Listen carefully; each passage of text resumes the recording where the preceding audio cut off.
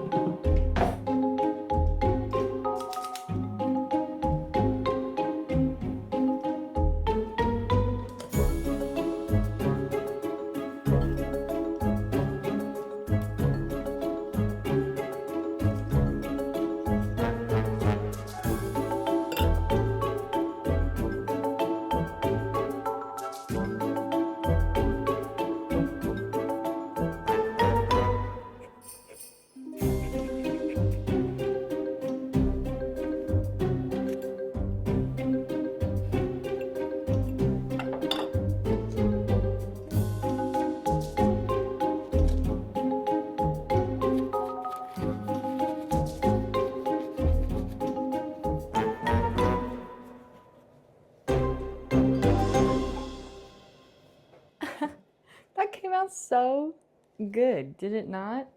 I know cutting the jack-o'-lantern in it takes away the ability for us to, see my crow? It takes away the ability for us to utilize like putting the mix back into the watermelon, but sometimes you just need to have a little fun. And I have cauldron. Here's the thing, we have options. I have big cauldron and I have little cauldron. So we could just put the juice in there, but I think we're gonna have like too much for this and not enough to fill this. So I'm thinking maybe we just give in and put it in a regular like summer vibe pitcher. I think we should do that. All right, let's give this a go. So we have all the watermelon and watermelon juice that we got out of our friend here. We need to think of a name. I got a bunch of mint. I have been finding, I feel like a lot of people are not washing their herbs. Wash your produce and like really get in there. Don't just rinse it off. Our main base is obviously the watermelon. Now, I don't mind a little bit, inevitably with watermelon, unless you run it through like a cheesecloth, you're going to be getting some of the little bits and bobs because watermelon just be like that. I'm gonna run it through one of my fine mesh strainers, but realistically, I just need like a bunch of the juice. So we're gonna see like just how much juice we get out of this so we can keep some snacking watermelon, you know? Are you gonna judge me if I keep putting it back in the bowl? This is not a one-woman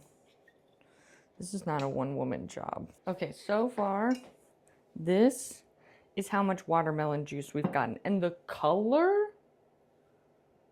that's really good. The problem is that's not enough. So we are gonna break out the blender for this. The beautiful, amazing Ninja blender, which does have a broken lid right now. So if you have any recommendations on whether I should just get a new lid or if I should just try a whole different blender, please let me know. But I think I'm just gonna throw the rest of this in the blender so that way we can just literally get just juice out of it and see how much that gives us, because basically this is the equivalent of like the watermelon juice is basically a substitute of the water in a lemonade. So normally a lemonade is like 1 part lemon juice to 1 part sugar to 8 parts water. Because we want this to really have a punchy watermelon flavor, we're just substituting out the watermelon juice. So that's gonna be what we need majority. So we might have to blend up all of this. I don't know. I don't really want to because I did kind of want it to snack on, but we have to make sacrifices. So while that's blending up, I'm doing 2 lemons and the rest I'm doing lime juice. It goes get about a 1/2 cup. And then we're just gonna pop in some mint, some sliced up limes, and that's it, baby. We'll put it in the fridge to hang out.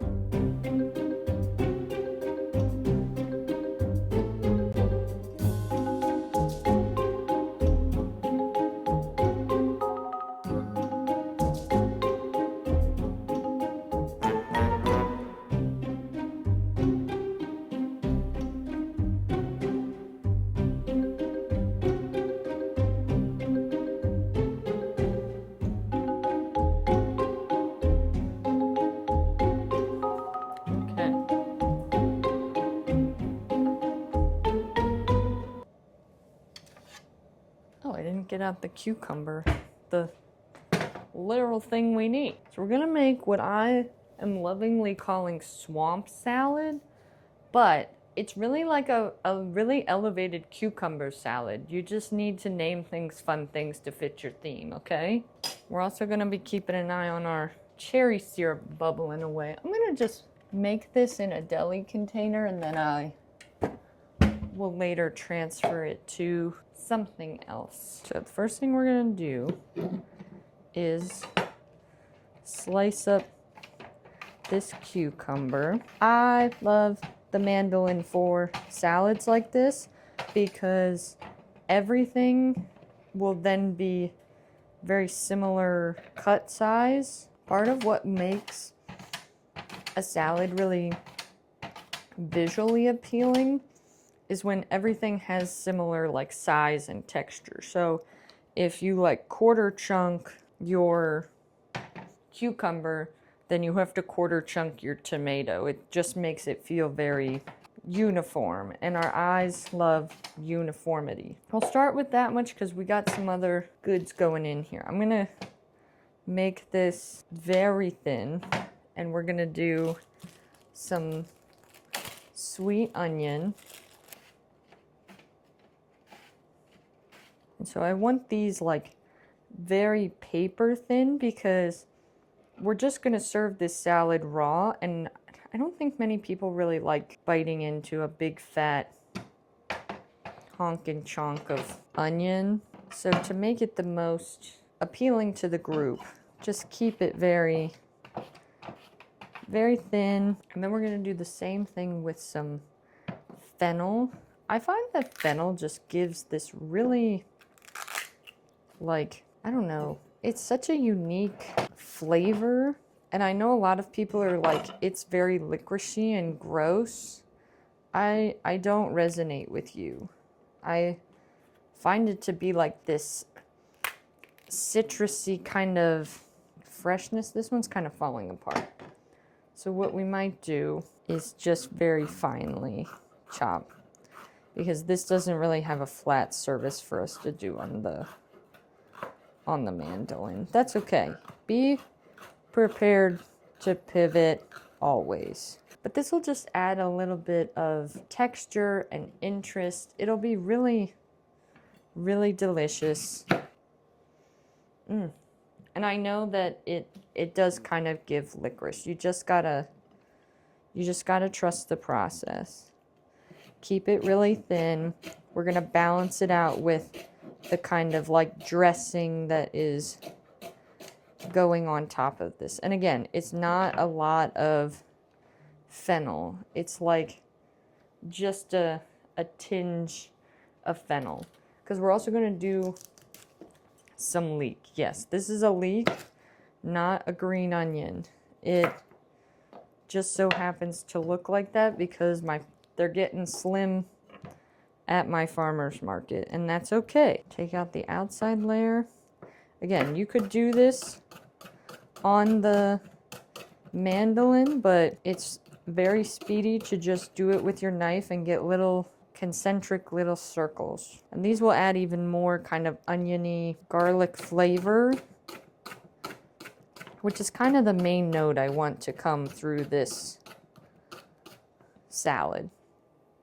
Now that that's all good, let's chop up some herbs, put in there, and I'll show you how to make the dressing.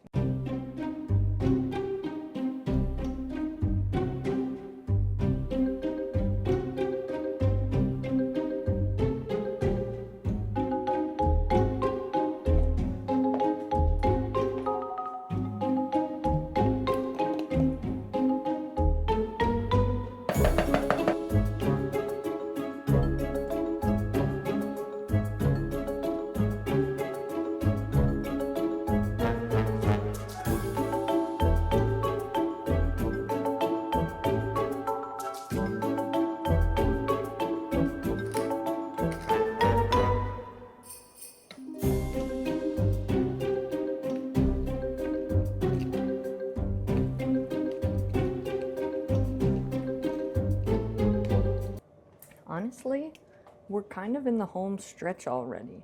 All I need to do, I just pulled the cherries off the heat. I'm going to add in a little bit of vanilla bean paste just to give it a little bit more razzle dazzle. And then I'm going to add in a little pinch of salt, and that should be good to just kind of finish setting up. And then all we have to do is make salsa for the nachos, cook up the chorizo for it, assemble the kebabs, get everything on the grill plate, and it's done. So let's get into the last little bits and bobs we have left to do.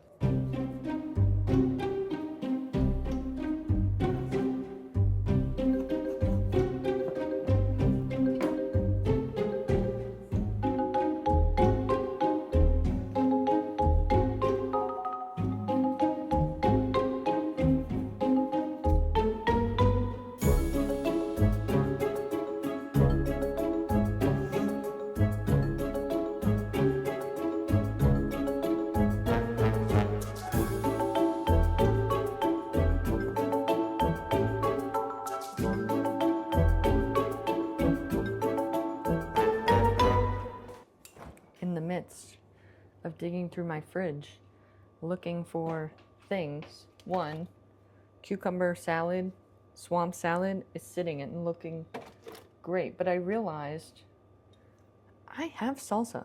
Okay, so we're not even going to bother with it. We're going to just assemble everything, get the things on the grill. Things are happening. I love it.